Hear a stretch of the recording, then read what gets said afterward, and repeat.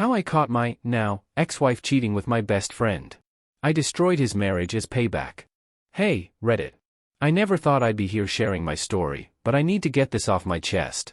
I'm a 38-year-old man, and what I went through this past year has been nothing short of a nightmare. This is how I caught my wife cheating on me with my best friend and how I destroyed his marriage as payback. A bit of background: my, now, ex-wife, Sarah, 36F, and I had been married for 12 years. We have 2 beautiful children, a 10-year-old son and an 8-year-old daughter. My best friend, Mark, 39M, and I have known each other since college. He was my best man at our wedding, and our families were incredibly close. Mark was also married to his wife, Lisa, 37F, and they had 2 kids of their own. Our kids were best friends, and we often spent weekends together. Looking back, the signs were there, but I was too blind to see them. Sarah and Mark always had an easy rapport. They laughed at each other's jokes, and I never thought anything of it. After all, we were all friends. But about a year ago, I started noticing subtle changes. Sarah became more secretive with her phone, and she started going out more often, claiming it was girls' night or work events. The first big red flag came when I noticed Sarah texting more than usual. She would smile at her phone, then quickly put it away when I walked into the room. My gut told me something was off, but I brushed it aside, not wanting to seem paranoid. I trusted Sarah and Mark implicitly. Little did I know that trust would be shattered soon. One night, Sarah said she was going to a work event. Something in her demeanor didn't sit right with me, so I decided to follow her. I know it sounds crazy, but my suspicions had reached a boiling point. I followed her car to a hotel on the other side of town. I parked a safe distance away and watched as she got out and met Mark at the entrance. They hugged, and my heart sank. I felt like I was going to throw up. I watched them check in together and disappear into an elevator. I was paralyzed with shock and anger. How could they do this to me? To us? I took a photo of them entering the hotel together as proof. I drove home in a daze, not knowing what to do next. That night was one of the longest of my life. I barely slept, replaying the events in my mind. The next day, I decided to confront Sarah. When she came home, I showed her the photo and asked her to explain. She broke down, confessing that she and Mark had been seeing each other for 6 months. She claimed it started as a mistake but turned into something they couldn't stop. I felt a range of emotions: anger, betrayal, heartbreak. I couldn't believe the woman I loved and the man I considered my brother could do this to me. I told Sarah our marriage was over and that I wanted a divorce. She begged for forgiveness, but there was no way I could ever trust her again. After our confrontation, I knew I had to tell Lisa. She deserved to know the truth about her husband. I met her at a coffee shop and showed her the photo. She broke down in tears, thanking me for telling her. She said she had suspected something was going on but didn't have any proof. We decided to confront Mark together. When Mark came home that evening, Lisa and I were waiting for him. His face went pale when he saw us together. We laid out the evidence and demanded an explanation. He admitted to the affair and begged for forgiveness, but it was too late. Lisa kicked him out, and I severed all ties with him. The aftermath was messy. Sarah and I began divorce proceedings, and I moved into an apartment. It was hard explaining to the kids why their parents were separating, but I told them the truth in the gentlest way possible. They were devastated, and it broke my heart to see them in pain. As for Mark, his life fell apart. Lisa filed for divorce, and he lost custody of his kids. His reputation was ruined, and he was ostracized by our mutual friends. I felt a sense of vindication, knowing he was paying for his betrayal. But the satisfaction was bittersweet, as I had lost so much in the process. It's been a few months since the dust settled. I'm focusing on rebuilding my life and being the best father I can be to my kids. It's been tough, but we're slowly finding a new normal. I've started therapy to deal with the emotional fallout, and it's been helping. As for Sarah, she's moved in with her parents. We have minimal contact, only speaking when it's about the kids. Mark tried reaching out to apologize, but I blocked him on all platforms. There's no room for him in my life anymore. This whole experience has taught me a lot about trust and betrayal. I never thought something like this could happen to me, but it did. I'm sharing my story here because I know I'm not the only one who's been through something like this. If you're reading this and going through a similar situation, know that you're not alone. It's a painful journey, but you can come out stronger on the other side. Update. Hey, Reddit. It's been a few months since my initial post, and I wanted to give you all an update on how things have been going.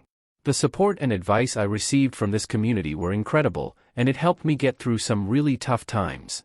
After the initial shock and chaos of discovering the affair and confronting Sarah and Mark, I've been focusing on healing and moving forward with my life. Here's what's been happening since then. The divorce proceedings with Sarah were challenging, but relatively straightforward. We both agreed to prioritize our children's well-being, which made negotiations smoother. We settled on joint custody, with the kids spending weekdays with me and weekends with Sarah. It's been an adjustment, but the kids are handling it better than I expected.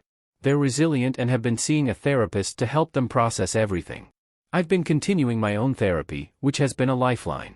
My therapist has helped me work through the anger, betrayal, and sadness. I've realized that holding on to hatred for Sarah and Mark was only hurting me. Letting go of that anger has been a crucial step in my healing process. One of the hardest things was learning to trust again. I found myself doubting everyone around me, questioning their motives and loyalty. It's been a slow process, but I'm learning to rebuild trust, starting with small steps. I've reconnected with some old friends and even made new ones. Having a supportive network has been invaluable. Professionally, things have been going well. I threw myself into my work as a distraction initially, but it ended up paying off. I received a promotion and a raise, which has been a morale booster. It's also allowed me to provide more stability for my kids during this turbulent time.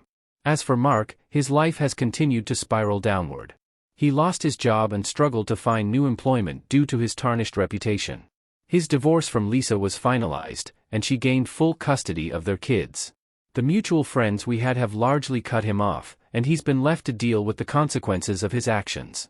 I won't lie, there was a part of me that took satisfaction in seeing him suffer. But over time, that feeling has faded. I realized that focusing on his downfall was not healthy for me. I needed to focus on my own life and happiness, rather than seeking revenge. Interestingly, I had a chance encounter with Lisa a few weeks ago. We ran into each other at a mutual friends gathering. It was awkward at first, but we ended up having a long conversation. She shared how she's been coping and rebuilding her life. We found solace in each other's company, knowing we both went through similar betrayals. We've since kept in touch, and it's been comforting to have someone who truly understands what I've been through. Sarah has been trying to rebuild her relationship with the kids. It's been a slow process, but she's been making an effort. We've kept our interactions civil for their sake.